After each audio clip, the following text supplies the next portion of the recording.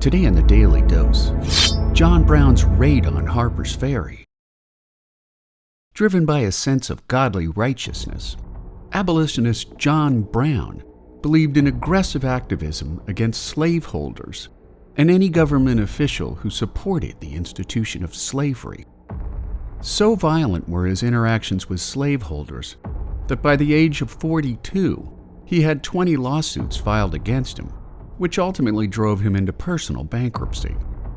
After participating in the violent deaths of 5 pro-slavery settlers in Pottawatomie, Kansas, in 1859, Brown settled on a plan to attack and take hostage not only slaveholders, but the United States military armory at Harpers Ferry, in what is now West Virginia. Brown recruited 22 men, including his grown sons Owen and Watson, providing military training in advance of their raid.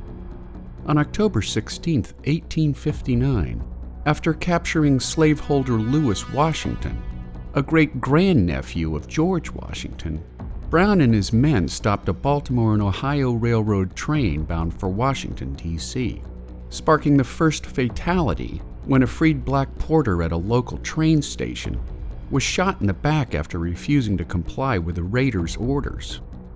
After slaveholders began to fight back against the capture and mistreatment of their pro-slavery brethren, on October 17th, Brown and his men overtook the Harpers Ferry Armory, loading up on ammunition and weaponry in a move to further strengthen their violent anti-slavery opposition. A local militia and men from the Baltimore and Ohio Railroad soon surrounded the facility, exchanging gunfire with Brown's men, which led to fatalities on both sides.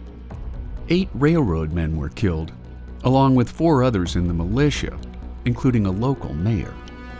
Helplessly trapped, Brown sent his son Watson out to surrender. However, the younger Brown was quickly shot dead by the militia.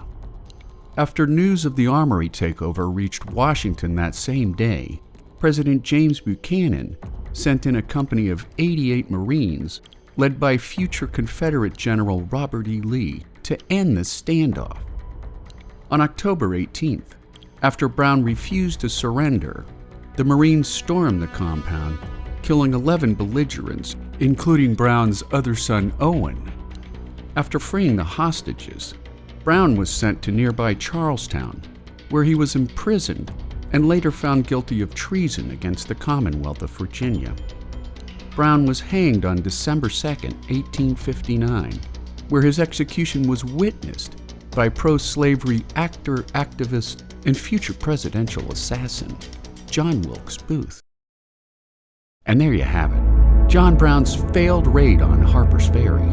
Today on the Daily Dose, get your nerd on with the Daily Dose and learn something new every day. Subscribe to the Daily Dose on YouTube or sign up for emails at dailydosenow.com.